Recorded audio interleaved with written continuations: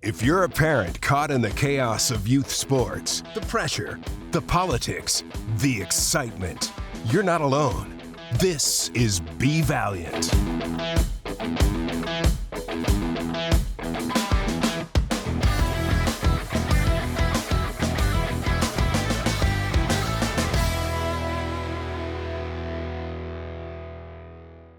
Welcome to Be Valiant.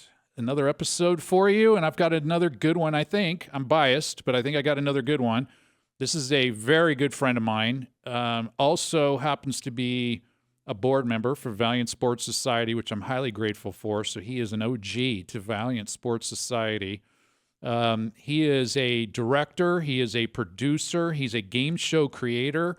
He's now doing a documentary. There's nothing this guy can't do. And I got to tell you, he was a pitcher, and I'm shocked he's this multi-talented.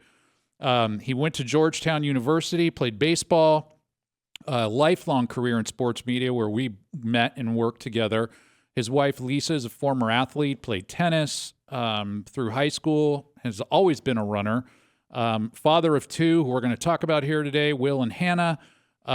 He's been a very laid-back parent, in my opinion, as one of my dearest friends. He's definitely been one of the guys that I would go to during my journey, often to probably, without realizing I was doing it, talk me off the wall of wherever I was going because things were so crazy, but he's very laid back. He's experienced the highs of elite youth sports, and he's experienced some lows, and that's what we're going to talk about here today. So, Jeff, welcome. Great to be with you, Todd. So many nice things that you said. I could say them all back to you, too, and you were nice enough to say that we worked together. I actually worked for you. So, well, we work together. It's teamwork. Yes. I would never say the pitcher worked for me, even though they really did. It's teamwork between the pitcher and the catcher, right? That is true. Yep. All right. Well, let's get started here. And what I want to do is kind of set the table because of your athletic background. For parents out there, you've heard a little bit about my background and where I've grown up in LA. Jeff and I are very similar in this way, and I definitely want him to talk about this. Talk about your youth days and, what you played and on top of that, where were your parents in this whole equation?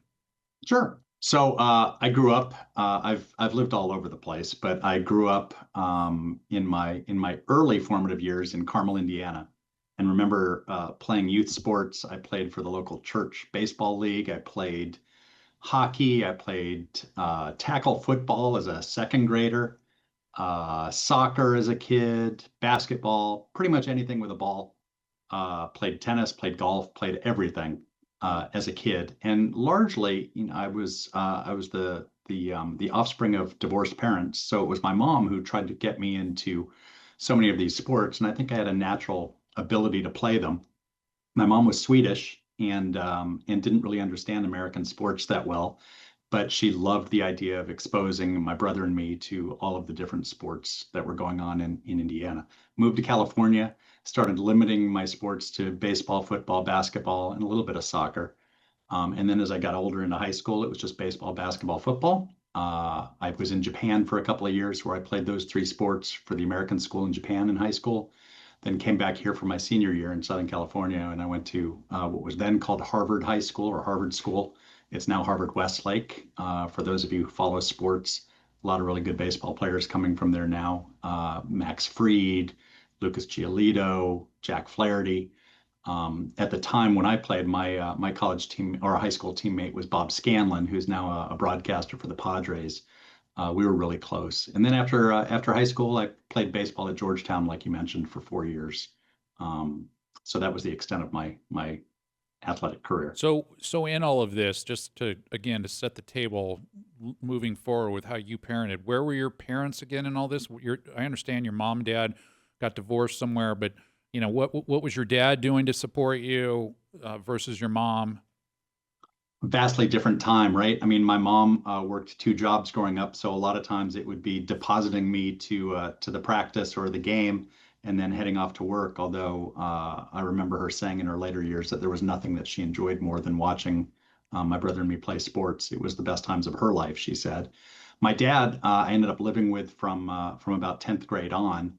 And it was the same kind of with him in terms of my dad was a state track champion in Missouri growing up. He ran track at Georgetown where they set a national record in the 4x400. So he was a really talented track and field athlete.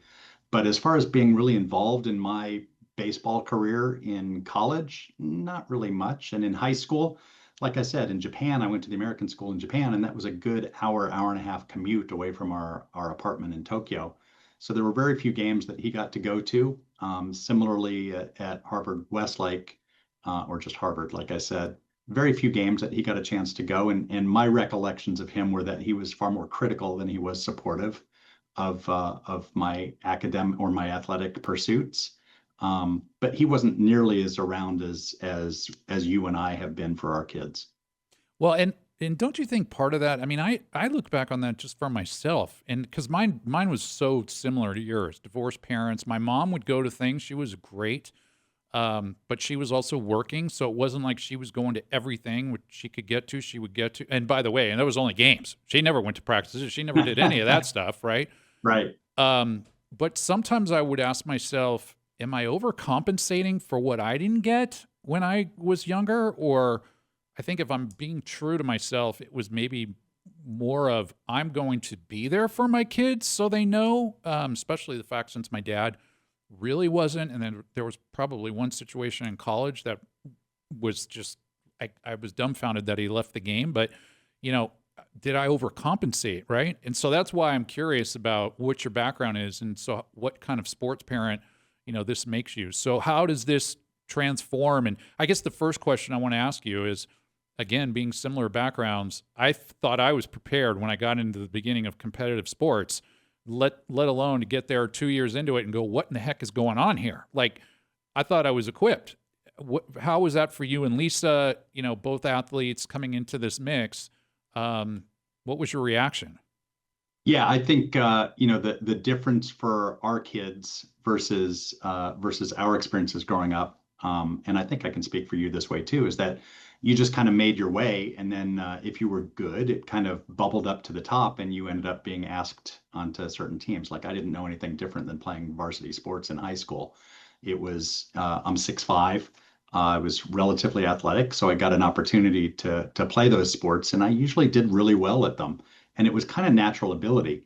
In this day and age, I think there's such an expectation to get coaching at the very young level, and to get your kid a hitting coach or get your kid a shooting coach or to work out with a travel team or do all of those things. So from my perspective, and overcompensating, I've never really thought of it that way, but I think that there's certainly a part of that could absolutely be true, because when you start to recognize that your kid might have some talent, you do everything you can, particularly if they love it, you do everything you can to allow them to pursue what it is that they want to pursue.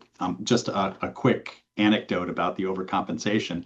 I always remember my mom did not have much money when we were growing up. So when I would play sports that required cleats or basketball shoes, I invariably had the worst shoes on the team. It used to just drive me crazy that I didn't have the nice shoes that everybody else did. So you can be sure that every one of my son's football, baseball, basketball shoes were as nice as they could possibly be. Yeah. Because I didn't get them. I wanted him to have them. Yeah. And you also know how it felt, right? I totally get it. So let's introduce Lisa into this, and then both of you as sports parents, and talk about, what this environment was like at home for both Will and Hannah.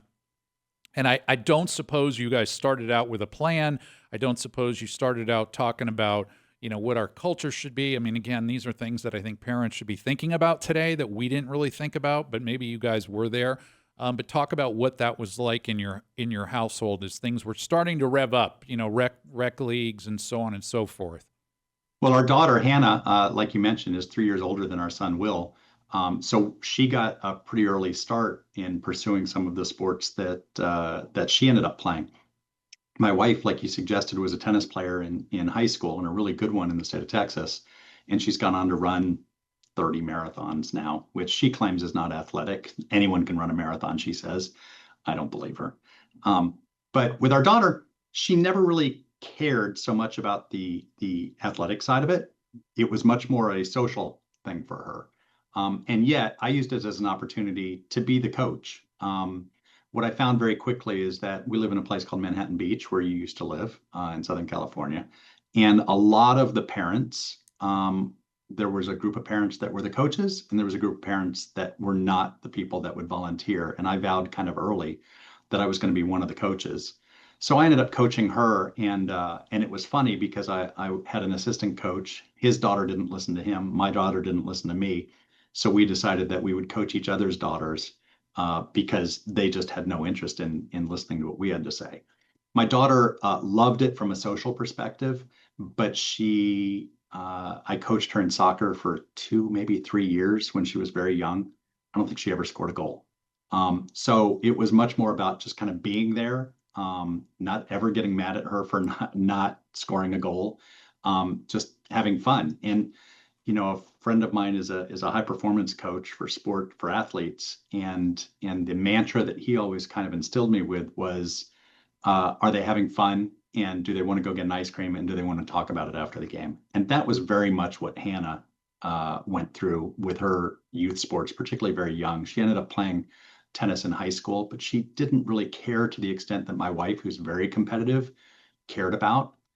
Despite the lessons and the coaches and all of that stuff, she just really didn't care, other than from a social perspective. Our son, on the other hand, wanted to win from a very young age, established himself as a pretty good player from a very young age in anything that he played. He was usually the leading goal scorer in his soccer league. He was usually the leading scorer in his basketball league.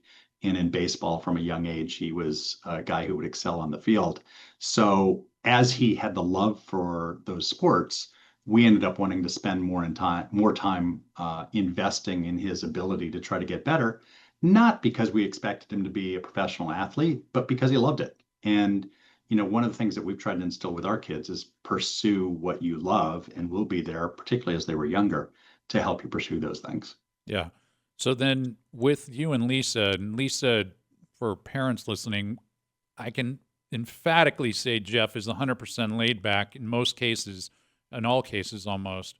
Lisa is the opposite. Lisa is coming at you. If you get wronged with her, she's coming to the jugular. Like there's real, like, you're going to battle. So everything's not perfect in your youth sports journey. And what happened in those conversations at home, and how did you guys find ways to resolve them? Well, it was far more difficult, I think, for her with Hannah than it was for me with Hannah, because Lisa was such a good tennis player, and to watch Hannah not care or put in the effort that Lisa put in growing up was a more difficult thing for her, because as someone who played sports myself growing up, I never had to worry about our son spending the same amount of time. In fact, there's so many times that parents are dragging their kid out to, batting practice or to shooting practice for basketball, or, to go catch passes or things like that. It was usually him that was asking me to go out and throw. So I would throw batting practice literally every day to him because he wanted to. So having him want to do those things made it really easy. And Lisa would go out in the outfield and catch fly balls. And I would pitch, and we'd go out and retrieve all the balls. And we literally did that 4 or 5 times a week while he was in junior high and high school. With our daughter, it just wasn't that way. So I think Lisa and I, yes, she's probably a little bit more focused than I am. I mean, I think you're selling me a little bit short in that I could be tough on Will, particularly when I coached him as a 12, 13, 14-year-old. He didn't particularly care for me coaching him. And at some point I realized that I should not be coaching him because he did not want to hear it from me. Although the same lesson told by somebody else, he would happily listen to. I think for Lisa, as much as she's geared to wanting someone to do well in something, she's much more interested in someone putting the effort in. And when Hannah didn't want to put the effort in to getting better in tennis, Lisa it wasn't quickly, but she kind of understood that she couldn't force her experiences and her love on Hannah. How long did that take? Senior year in high school, probably. Really? Yeah, I mean, look, my wife loved the idea of Hannah playing tennis, but there was an anecdote where Hannah lost to, I think, a ninth grader when she was a senior. and kind of skipped off the court and said, "Well, that was fun. Where are we going now?" And it just burned Lisa. She was like, "Okay, I'm not making her go to coaches anymore. She clearly doesn't care." So, and it killed Lisa to watch her losing to someone that she knew that she should have beaten, and beaten rather easily. But Hannah was much more interested, like I said, not only in the social part, but I think she would have felt bad for her opponent if she had beaten her badly. Yeah. We'll never have that problem. But it's also fair to say in that moment, Hannah didn't get ice cream after that match. Oh, I think she probably did. I think she probably did, because Lisa took her.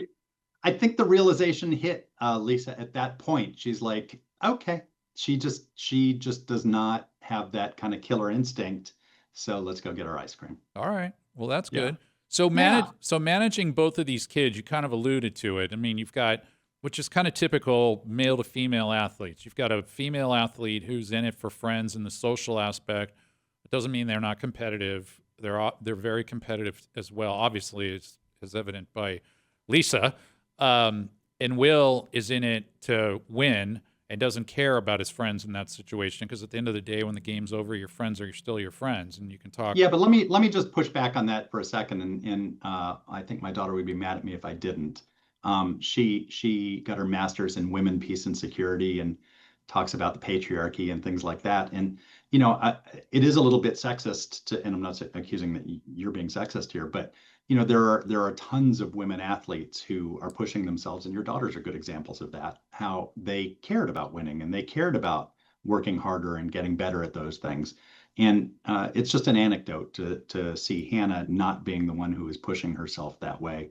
There were tons of kids that I coached, even from an early age, who did have that killer instinct and did care about it.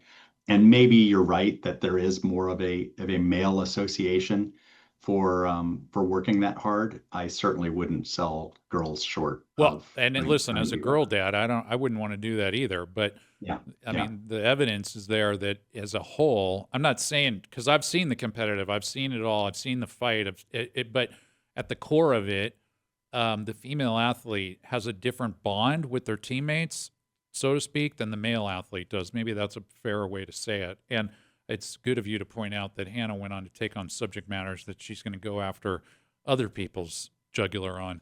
Yes. So she is definitely competitive. There's no doubt about that.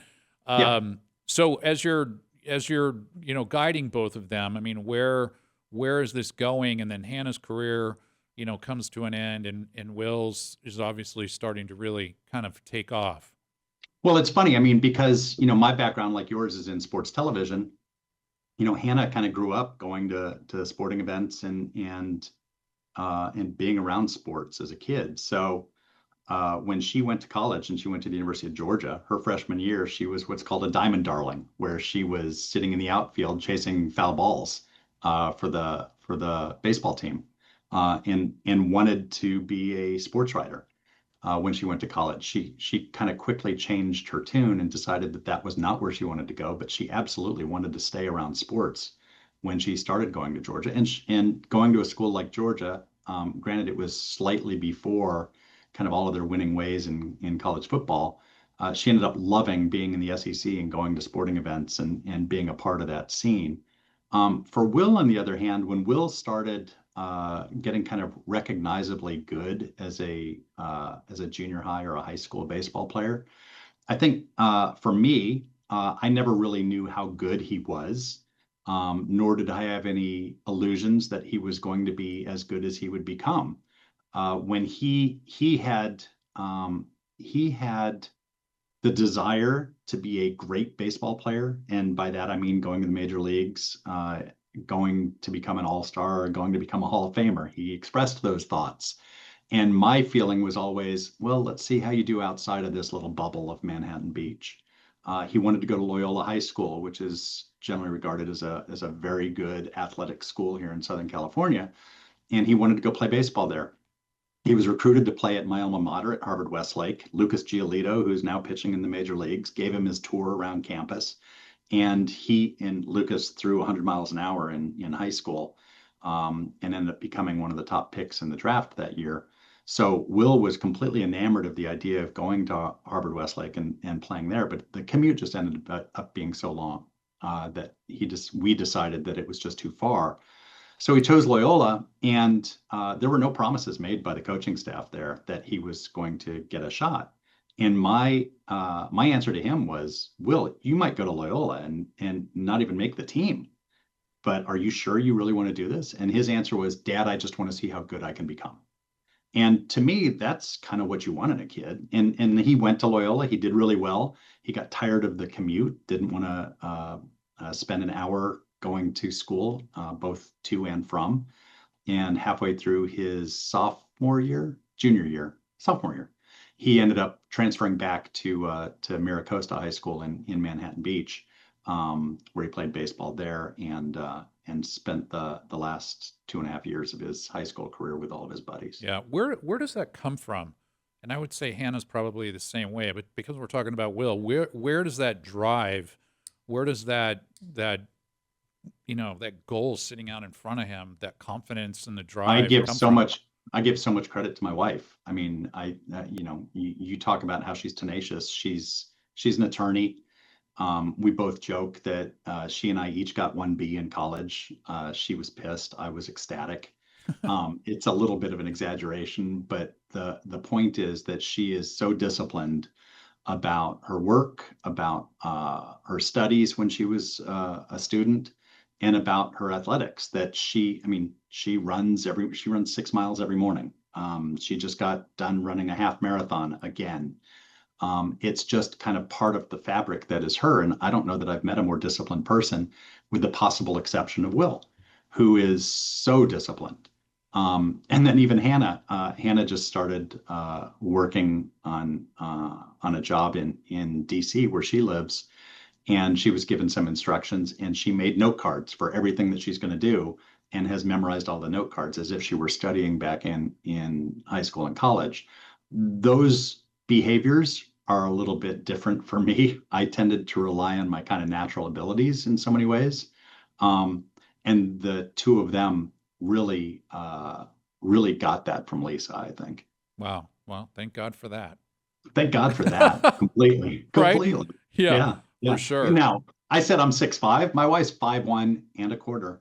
So I contributed something to their athletic success. Will's 6'2", and he always complains to Lisa that she held him back, that were it not for her, he'd be so much taller and have had so many more opportunities. She constantly reminds him that without her, he wouldn't even be here. Well, he certainly wouldn't have that tenacity. So there's That's some true. trade-offs for some of that size. That's true. Right? Yeah. So let's push forward with Will a little more, because a lot of this sports parenting experience, really where we're going is Will's journey. For many years, as you've kind of already started to talk about, Will, talent-wise, is at the top of his age group year in and year out. And as I say this to the parents that are listening, you can have great baseball players, soccer players, fill in the blank, whatever sport it is, at 10, 11, and 12. And when the growth spurt happens, things change, and it can completely turn upside down on you. So for those of you that are in the early years, don't get too excited. And for those who think you've got someone who's not going to be big enough, there's still hope for you. But to the point here, Will is one of those anomalies who sat at the top talent-wise year after year after year, from Little League to high school, even in going into D1. So, talk about that a little bit and how you manage, through that. I think part of this is you've kind of, minimized it. I don't know if that's the right word here, but maybe it's not even met your realization yet that he is that guy, as you said, because you're inside the bubble. But talk about that a little bit. Well, I thought it was really cool when he ended up playing travel baseball. He played basketball his freshman year in high school, and then played exclusively baseball after that. And he played with a really good travel organization called Garcia Parra Baseball Group. It's Nomar's brother, Michael Garcia Parra, who runs it. And Will joined it in the second year of its existence. And from that point on, it was pretty much every weekend, all the time, playing baseball. And because of that, he was also exposed to a lot of really good baseball players. A number of guys that were on his team are now playing in the major leagues. And they would play national tournaments where they would start to get the attention of Major League Scouts, collegiate scouts, and something called Perfect Game, which is kind of a rating service for high school baseball players. And Will found his way. And again, it gets back to me saying, I don't know how good you really are, but Perfect Game Baseball rated him the number 2 shortstop in California, and he was rated in the top 100 baseball players in the country. And because of that, you start to go, wow, I guess he really is pretty good. And from the time he was 14, we had collegiate coaches coming to visit us and major league scouts from the time he was 16 coming and asking him for workouts and to spend a half hour with him on the couch talking about what his goals were and how much he loved baseball and did he want to play professionally and all of those things. So we were exposed to it pretty early. I would say, you talk about the differences between Lisa and me. I would say I was a little bit more determined that he use his baseball to go to a school that would be a place that he might not otherwise qualify for. An Ivy League school or just a really good academic school. Whereas my wife kind of knew early on that baseball was going to be the thing that was going to drive him, and he could go pretty much wherever he wanted to go. And as much as I wanted to be a part of that process, when it came down to figuring out where he would go, he kind of took it upon himself to, whether it was to make phone calls to coaches or to scouts, he kind of wanted to run that process. And it helped him to grow up. It made him very mature very quickly, I think. And we got lucky in that he did end up going to a very good academic school that also happened to be a great athletic school, and that was the University of Georgia, where he followed his sister and played baseball in the SEC. He absolutely loved it. It was awesome. But we learned pretty early in his high school career that he was kind of special and was garnering a lot more attention than I expected him to. Yeah, and along that way, the one big adversity moment. Let's hold on to that for a second. But along that way, does he experience anything that's an adversity moment, or is he pretty much sailing at the top all the way through? No. Basketball, he ended up breaking his ankle. He got kind of low bridged going up for a layup, broke his ankle, was out for, 2 months, 2.5 months. Ended up having a hairline fracture in his elbow, which was an issue. Throwing arm or not? Throwing arm. Yeah, throwing arm. So yeah, look, I think there were a few things that at the time seemed like such huge issues, and yet in retrospect, you go back and go, okay, he ended up not playing in 10 games that year. Big deal. And I'd say that's probably the biggest lesson that comes about from this stuff, is that what seems to be such a big thing in the moment really isn't. Freshman baseball, every game seems really important, not only to the kid, but to the parents. And it's not. I mean, it is at the time, but it's not hugely important, because by the time he's a sophomore or she's a sophomore, you're going to have forgotten every single game that was played that year. And by the time they're a junior, the sophomore years are ancient history. And then when you're a senior, the junior stuff is ancient history. So, everything that seemed so important, breaking his ankle at the time, I was as disappointed for him as I'm sure he was. And yet realistically, it wasn't that big a deal. Yeah. I want you to kind of go there a little bit more, because I think that's an interesting point you brought up, because I definitely felt that. And I think, again, when you talk about your experience growing up versus what you kind of cast onto your kids, for me, it was watching a love of playing. And my connection was when I was hurt or it rained and you couldn't play, it hurt. It hurt really bad, right? Yeah. Right. Yeah. And that feeling. And so, when you're talking about this in the moment, that's how, and I'm sure there are other parents that can, translate this in a different way as well. But that's how I felt too. Like, oh my God, that's 5 games you're not going to play. That's 10 games. But I want you to emphasize what it really meant in the grand scheme of it all. Now that it's all behind you, missing 10 games for a broken ankle, or Nothing. What? No. I mean, really nothing. And I think to your point, we as parents, you and I each had two kids, so we only got to deal with it twice. From my standpoint, only one of my kids really cared that much about playing sports, so I really only went through it once. And all of the knowledge that you get over that time is gone by the time they are grown up, so that you don't have a chance to use it anywhere else. Only through doing something like this, a podcast where you get to kind of share that information with other parents, do you get the chance to do it. Otherwise, it's just gone. Yeah.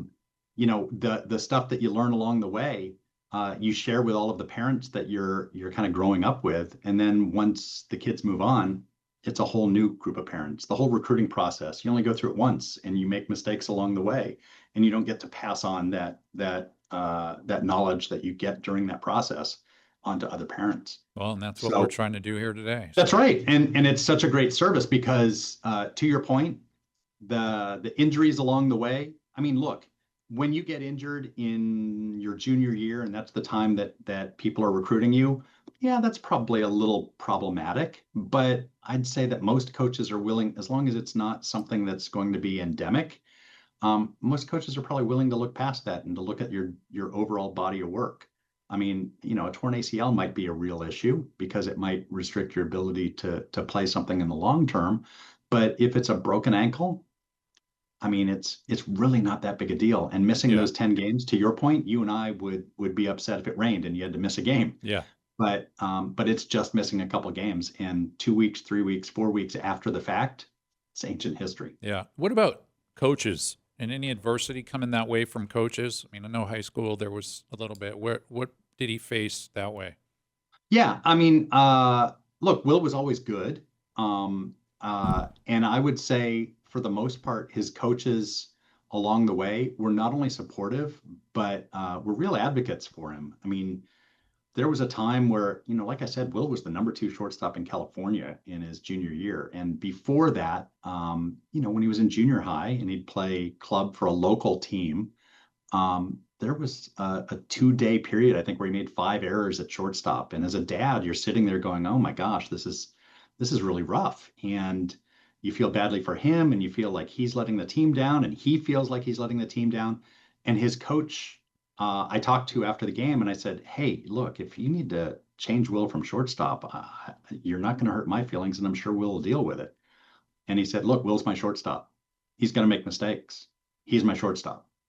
And that little vote of confidence means so much at a young age, because you stop kind of feeling sorry for yourself and realize that there are people that are advocating for you. Will did have a coach when he was in high school that I don't think had Will's, or frankly, many of his kids' best interests at heart. And because of that, I think he was particularly hard on not only Will, but some of the other players on his team. And I just used the example of Will making 5 errors in 2 days and his coach sticking with him.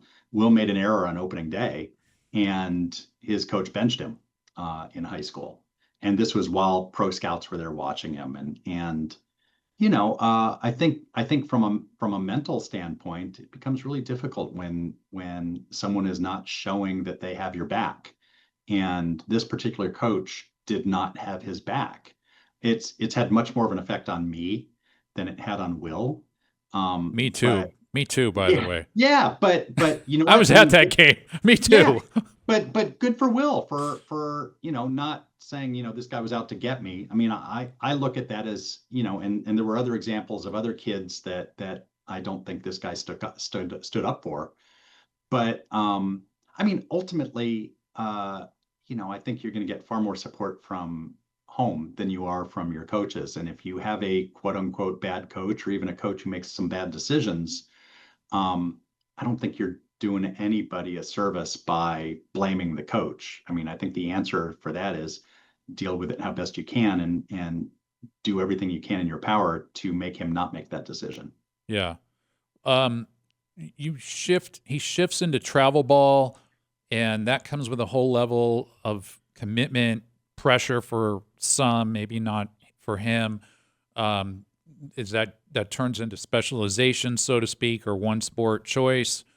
Talk a little bit about where he went, because Will was a great athlete all the way around, and had he played longer like we grew up doing, what would that have meant to the whole thing? I mean, who knows now? But talk about how he goes, makes that commitment to baseball only, and when that happened, and correlate that to travel ball and everything that was going on there. Well, he was so driven and so disciplined in his baseball, and so locked in on having a career in baseball, that he surrounded himself with like-minded people. All of the people on that travel team were guys that had the same goals and aspirations that he did, so that our weekends became nothing more than either traveling to Arizona, traveling to Florida, traveling somewhere through California, and playing weekend tournaments. And usually, no matter how many teams were in the tournament, Will's team would be in the final two at the end of the week. And, we loved the parents that we became very good friends with and are friends with today. Here we are 10 years later. Will became great friends with all of those teammates and fellow players along the way, and the coaching staffs. It was a really unusual situation in that there was never any jealousy among the families or the players, with very few exceptions.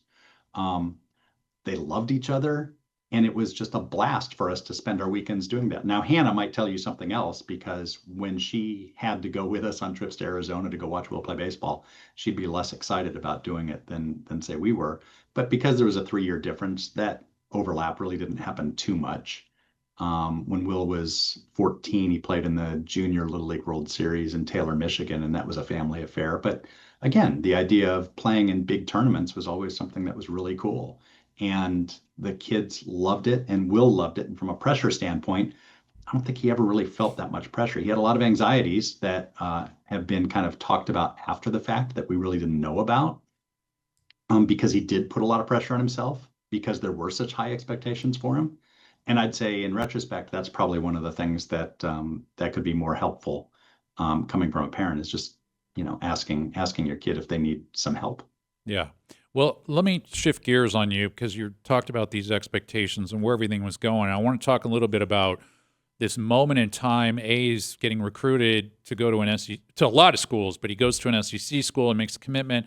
But he's also on the radar, and not just on the outside. He's in the center point of the radar for Major League Baseball. And you get an agent, you've got all these things going on. And I want to set the table first for our parents to understand. Will is one of those athletes that is not every kid. And I want to make this really clear. But what I want you to understand here, and why we're having this conversation, Jeff and I, is because he ends up having a very bad injury that changes the course of all this.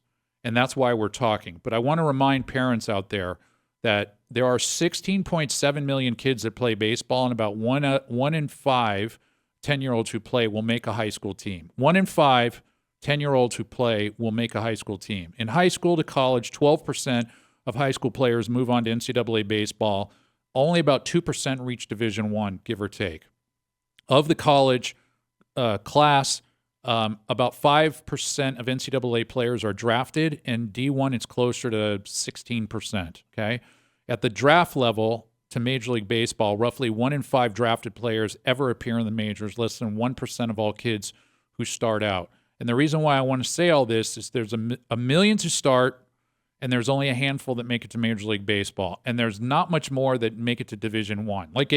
This is a really hard thing. So I want to remind parents of what's going on here, but I want you to talk about this Major League Baseball recruitment process a little bit, and what that was to Will and what it was to the family, and any pressures that it may have, created in the process, how you managed it. I'd say for Will, I think it was an expectation. I think he fully expected that he was going to get that kind of interest. And I think he really enjoyed the process. In fact, there were a number of scouts that he really, really enjoyed talking to. And I would say that they really enjoyed talking to him. He was an articulate kid. He was a kid with a lot of different interests. He could speak to them as if they were fellow adults, and I would say that that he was a fellow adult. I would say that that's one of the things that I'm not going to take credit for it by saying we empowered him to do. It's something that he empowered himself to do, and that is by him being the guy who was kind of leading the recruitment process, but from both a professional and a collegiate way. He, like I said earlier, matured very quickly. He could have those conversations. It wasn't just yes or no's to the adults in the room. He thoroughly enjoyed that process. From my perspective, like you said, I played 4 years of college baseball, but I was not nearly as good as he was, and B, never had those things. So I was kind of a little bit more enamored of the process than he was. I couldn't believe that these people were coming to our house to have the conversations with him. So I thought it was really cool. My wife was great. She was probably better at it than I, because I was a little bit, I don't want to say starstruck, but when someone from the Dodgers or the Pirates or the Yankees or the Mets are in your house telling you how great your kid is, as a lifelong baseball fan, it was pretty intoxicating to me. My wife was a little bit more level-headed about it, and my son just kind of felt like it was a rite of passage. So it was interesting. To your point, he did have an agent. The agent was helpful, but the agent also set a price tag because Will had academic aims, because my wife is an attorney, because I went to a decent school. The price kind of went up because any team that was interested in drafting Will knew that they were going to have to pay more than they would otherwise normally pay, because college was a real choice. And that in order to get him to not go to college, they were going to have to pay him more money than perhaps they wanted to, if they were going to draft him. So yeah, there's kind of a whole unique system that follows baseball drafting, with slots and numbers that they assign to certain draft picks.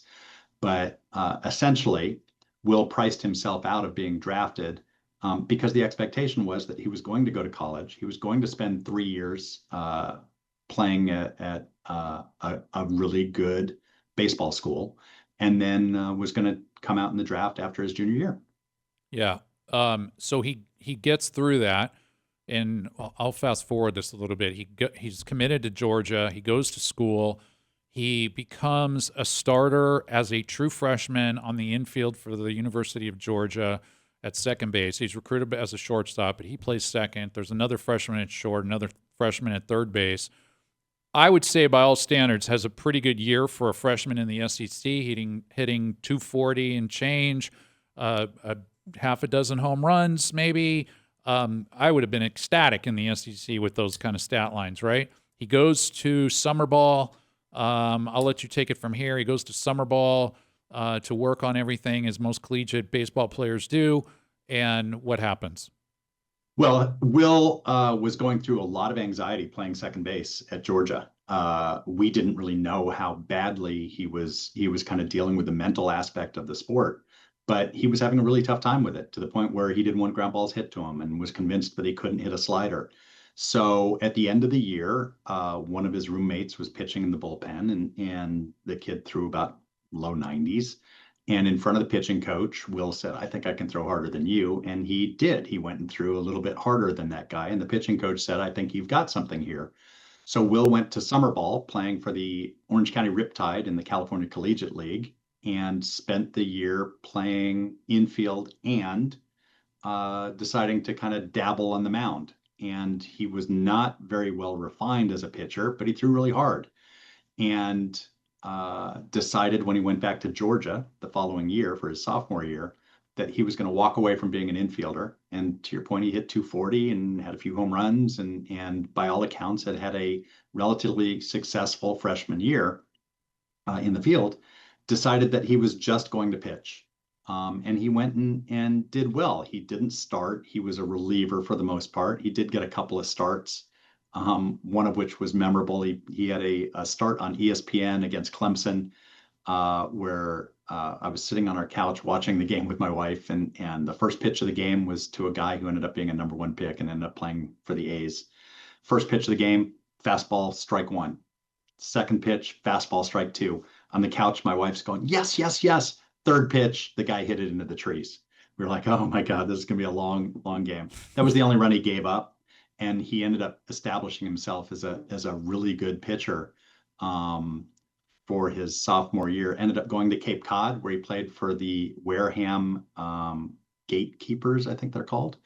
They ended up winning the league title at Cape Cod. He went 5-1 as a pitcher, started to establish himself as a really good pitcher with not only a fastball that touched 95, but a curveball that, by all accounts, was one of the best in the country, frankly, and had a killer changeup too. So he came back to Georgia for his junior year as the number 2 starter on a pitching staff that had 6 or 7 guys drafted, 1 first-round pick, 1 second-round pick, and Will was the number 2 starter on that team. So he was the Saturday starter. Yeah. And got off to a really good start. So pretty amazing, and we'll pick that story back up. But I want to ask you about something because we've never really talked about it. You're identifying the anxiety that he had. He didn't want to field ground balls, and was he able to find any help at Georgia to get him through this? And what do you think created that?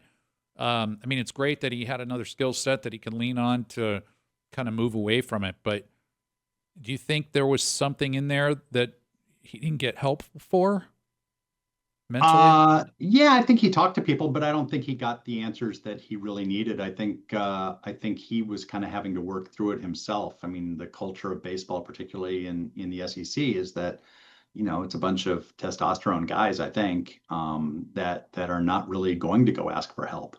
So for Will, I think he kind of had to work those things out himself, and luckily enough for him, his safety net ended up becoming a pitcher, as opposed to having to deal with the thing that was at least internally kind of crippling him, and that was playing in the field and having to hit. Yeah. So now let's go into the story about how he injures his arm and tell that. Sure. and how he comes out of that. So he goes into his junior year, has 3 really good starts. Is striking out, 9 guys in 5 innings. Doesn't walk anybody. Has 3 pitch arsenal that literally he can throw anything for a strike whenever he wants. This is his junior year, so he's going to be, drafted at the end of this year, and he's setting himself up to be a really highly thought of at the time. I think Georgia was number 2 in the country, so they're a really good program. And he felt something in his shoulder, got x-rayed. There was a slight tear in his rotator cuff. They shut him down a little bit. He went and I don't know if he got a shot or not. My recollection is that he got a shot, which may or may not have been a mistake. And he went to the bullpen and threw a pitch, and it went about 6 feet, and he had this excruciating pain in his arm. We had come out, so he had been shut down for probably 3 or 4 weeks, and they were now in SEC play. And they were playing Vanderbilt that week. My wife and I went out to watch the game, only to hear that Will was not healthy enough to pitch. But we were still excited to be there because watching SEC baseball, I think Vanderbilt was like number 3 in the country. Georgia was number 2. It was, it's a huge deal. And a kid on Georgia's team hit a grand slam to Riley King. Hit a grand slam to put Georgia up over Vanderbilt. And Will was in the dugout, unbeknownst to us, and he put his arms up in the air and his shoulder fell out of its socket. We were sitting in the stands celebrating the grand slam, and a trainer came up and found us and said, "Hey, Proctors, you need to come with us. Your son just injured himself." We couldn't kind of put 2 and 2 together because he wasn't playing. We were watching the game. And it took them 5 or 6 times to shove his shoulder back into its socket. And the doctors told us at that point, literally at that point, and they were football doctors, and they said, "Your son's not going to pitch again. I hope he's got another position."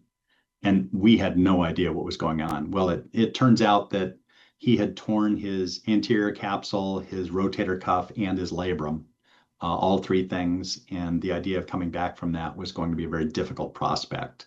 Lucky enough, his agent put us in touch with arguably, maybe not even arguably, the best surgeon in the country, a guy named Neil Elatraj, who had created his own surgery to mend that exact injury, for which he had had a success rating of, I think he had done the surgery about 10 or 11 times and been successful with all but 1 of them.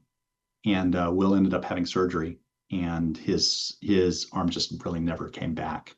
So he, like I said, he threw about 95 before the injury. It took him a year and a half of rehab. He graduated from Georgia, never played again at Georgia, went into the portal, went to Michigan, where he pitched for a year, and never got higher than 90 miles an hour and was just always in pain, to the point where, although he was hoping to be drafted and hoping to kind of continue with the rehab and keep pushing to get another opportunity, it just never really happened. And at some point, he made the decision that despite having, because of COVID, he had one more year of eligibility. He had already gotten his master's at Michigan. He wasn't going to spend another year there pitching with, at the age of, I think, 22 or 23, playing on a team with 18-year-olds, and kind of been there, done that, and it wasn't really getting better. So he ended his baseball career then. And so how's his mental health through all this? And I mean, this is really tough of a situation that he goes through. Really tough. And I wasn't as good about dealing with it as my wife was. I mean, Lisa was there for him all the time, going on long walks and talking to him. And he was really, he really had a hard time with it, as you can imagine, because from the time he was 10 years old, he expected that, he was doing everything right. He was doing every stretch. He was, arm care was great. His preparation was great. All he did was read books on how to prepare for making sure that everything works the way it's supposed to work. And he did, he'd get to practice an hour early and do more than the next guy, to make sure that he was better. And I would argue, sometimes fate or coincidence or just bad luck enters into play. You've got to be really good, you've got to be really lucky, and you've got to be injury free. And he just wasn't injury free. So yeah, he had a really tough time with it, and still has a tough time watching baseball games, particularly when so many of his friends, and I mean, I'll say 20 of his friends, I mean, from people that he played with at Cape Cod who are starting all-stars in Major League Baseball, to guys that were on his travel team who are playing in the majors now, like right now, people that were on all-star teams that he was on in high school. He played in something called the area code games that I would say he's probably the only player on that roster who didn't get drafted. So yeah, he's got a lot of kind of what ifs in his mind, but thankfully he's gone on to find things that he cares about equally, if not more, and has kind of come over the mountain, although he doesn't like to think about what could have been from a baseball perspective. Yeah, and when you guys were in this, I mean, I'm going to talk about you and Lisa too and your reaction, but did you guys recognize signs of mental health struggle as he was going through? I mean, it's one and one are two in this situation, right? Your kid has just essentially lost his baseball career, so to speak. You got to believe he's suffering somehow. Lisa was much better about it than I was. I kind of operated under the assumption that, oh, he's fine. He's going to get over this. It's going to be no problem. Lisa was much more attuned to making sure that he talked about what he needed to talk about, that he shared stuff with her that and he would share it with me as well. I just tended to not pay as much attention to it, in retrospect, that she did. I think probably based on the way that I grew up too, that if I had injuries, I just kind of dealt with it. I didn't have the same kind of debilitating thing ever happen to me. So I don't know that I ever understood it the way that Lisa did. And in retrospect, I wish I'd probably been a little bit more supportive. Although I was supportive, I just don't think I was as understanding of the mental side of it as I probably could have been. Even to this day, where I'll say, "You want to go to a baseball game?" and his answer is no. My reference point is growing up with him. He always wanted to go to baseball games with me. It's what we did for fun. And after the injury, he just had a much tougher time watching his friends playing on a field that he felt like he should have been on. Yeah, understandable. And when he tells you no, completely, how bad does that hurt? Doesn't. It doesn't. I mean, look, we have so much fun doing so many other things together. Sure, I'd love to go to a baseball game with him, and we do every now and then, but not like we used to do. Oh, okay. So he does but, go. He's 27, and I'm 59. He's no longer a 15-year-old where that's the only thing that we have in common in some respects. Yeah, There's so many other things that we do together. Yeah, and we're working together on stuff now too. So as you know, so he's a filmmaker, and I'm lucky enough to produce a documentary that he's directing. Yeah, which is awesome. But let me finish this thought. So now with everything that's going on, where are things with you and Lisa in the management of all this? She's taken this role to probably be more supportive, but what's happening between you two in communication in dealing with him, if I can ask this? Yeah, I don't know that. I mean, I think she probably tried to drill it in my head a little bit more than I was willing to listen to it, that he was looking for help and that it didn't make sense for me to ask him anymore if he wanted to go to a baseball game because it would be triggering for him.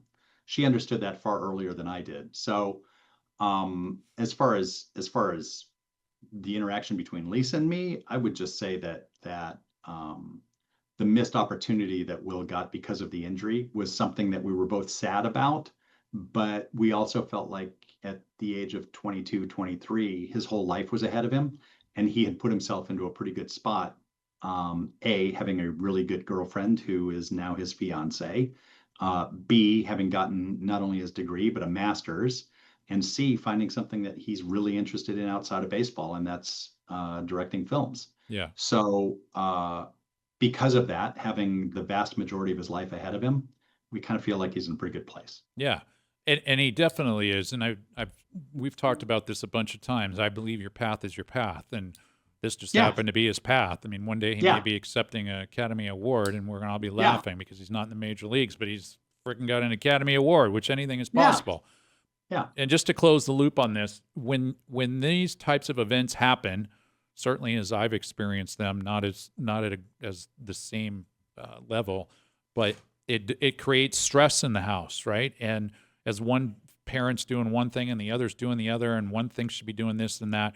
So that's where I was coming from and asking, and it sounds like I'd say for me, Todd, I always felt like with Will, once he established that he was special, I feel like I've lived a little bit of a blessed life, and that good things have kind of constantly happened to me throughout my life.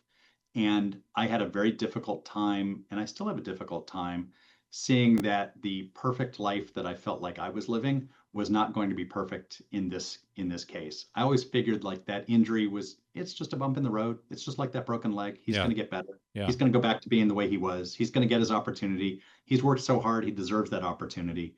I think I probably lived in a little bit of a dream world, whereas Lisa kind of saw it as the reality far more quickly than I did. Yeah. Yeah. No, I get it.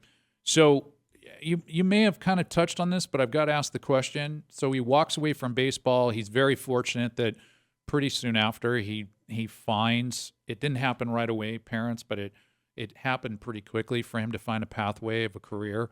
But does he feel identity loss at some point in all of this, not playing? Are you now moving from injury to what that might be with him? He certainly went through that time because, again, we live in a relatively small community, and he was always known as the baseball player.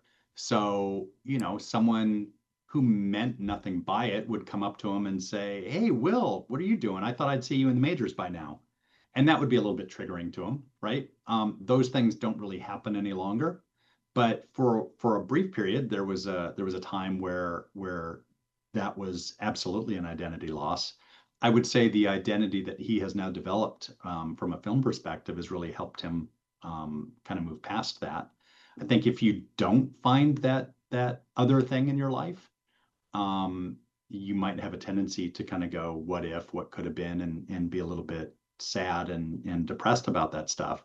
You need to find, the next thing. And again, so young, right? I mean, you're in your early 20s. Think about where we are in our lives, right? Yeah. And you don't even remember your early 20s in so many different ways. So the quicker you can kind of find something else, the better off you're going to be. Yeah. And I think one of the things to kind of summarize here with you, and again, I would think we're similar, although I'm not sure it registered with Madison and Sydney the way I was hoping. And that is just supporting the passion, right? Just supporting this love for whatever it is, not baseball, but for whatever it is. And I think you said it earlier, you just love to watch them do something that they love. And I don't think Madison and Sydney ever got this until they were young adults and understood, I just want to watch you do the thing that you love. And so the hope is that they're going to always be on that path of what their passion is. And once something burns out or ends for whatever reason, that there's another thing that kind of picks up for it. In Will's case, fortunately, he was able to find this path of production and entertainment media, if you will, to kind of, move that passion into another place. So it's just Well, and think about it from yours and my perspective. I mean, we both grew up with sports. I mean, as kids. Yeah. I mean, you probably collected as many baseball cards as I did. So that if I had a reading assignment, it was reading about an NFL quarterback or a point guard in the NBA or a baseball player. So that my interests all revolved around sports. Yeah. So the thing that brought us together, Will and me together, was talking about sports all the time. The only thing that I'd say now is that he can talk movies in a way that I can't, so that we do not share that same, we don't share that passion. So the great thing about supporting someone in their passion, for me anyway, was having someone who shared my passion. So we each shared that same passion going forward.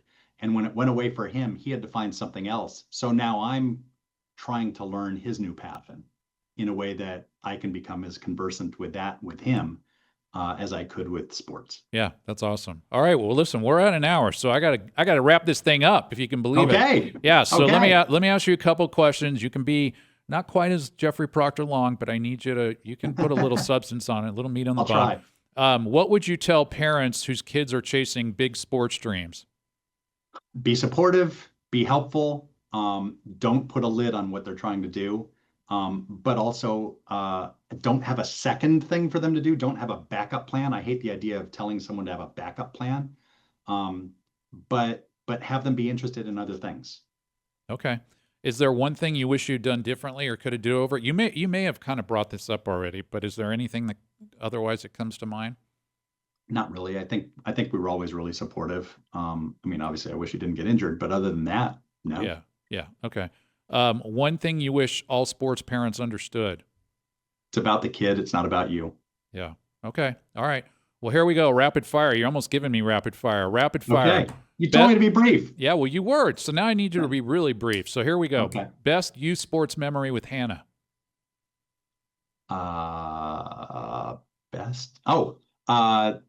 Playing softball. She got a foul ball off of the best pitcher in Manhattan Beach, the dreaded Torrey, and still talks about it to this day, how she hit a foul ball off the best pitcher in Manhattan Beach.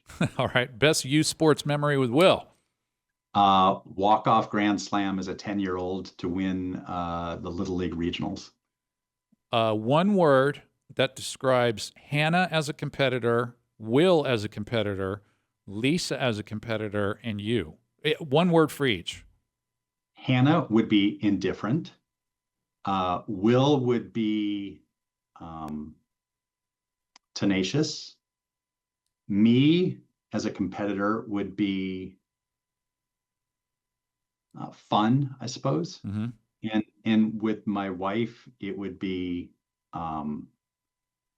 it's not a word, but digging in her heels. She has to win. How's pickleball going, by the way? Ate her the last time. She won't play me after that. and by the way, she said that I didn't beat her. She beat herself. Yeah, I'm sure. All right. Last question for you. What does Be Valiant mean to you? I would say pursuing everything you can, in this case in sports, in a way that is as much fun for you as it can possibly be, with a shared experience with those in your lives. As a parent, being valiant means allowing your kid to be the best that kid can be and allowing them to be that way without getting in their way. To me, the way it's always been described to me is, how is your kid going to feel 20 years from now about their youth sports experience? Are they going to look back at you as someone who was an impediment to what they were doing? Or are you going to be someone that they look back and go, God, I had such a great time with my dad or my mom. The drives to and from the games, talking about the games, being part of the whole experience. Yeah. It's just being there for your kid. Yeah. I was going to say, you have any final thoughts? But that's a pretty good one. Anything else you'd like that's to add? It, right? Yeah. No, that's it. I mean, the experiences go by so quickly. Like I said, I'm 59. My kids are now 30 and 27. It feels like it went by like that. And, I hope that they both look, my daughter still gets mad at me because when I coached, I gave her the last jersey. I let everyone pick their jerseys before her because I didn't want to show favoritism. she looks back and goes, I always got stuck. She was relatively short. I always got stuck with the biggest jersey with a number that I didn't want. I would argue, don't let that be the memory that your kid has. Yeah. Have her look back and go, everything you did was supportive and helpful to helping them pursue their dreams. Yeah. Well, listen, buddy, I thank you very much. I can't thank you enough in so many ways. First of all, for our friendship. You're one of my dearest friends. I can't thank you enough for being one of the OGs of the directors of the board on Valiant Sports Society and help getting this going. And I can't thank you enough for spending time and sharing some of your experience on this journey. Always love hanging with you. So yeah. Thanks well, for thank having you. me. Thank you. So if you found value in this conversation, share it with another parent, an athlete, or even a coach. For more stories like Jeff and his family, as well as other resources, visit playfearless.org. And as I always like to say, for all the parents that are in the thick of it or just starting out, remember, you're allowed to make bold, informed decisions for your child. You're allowed to walk away from the wrong team. You're allowed to demand a better culture. But most of all, you're allowed to trust your gut and lead your family the way that's right for you, and especially your kids. Until next time, be valiant, play fearless.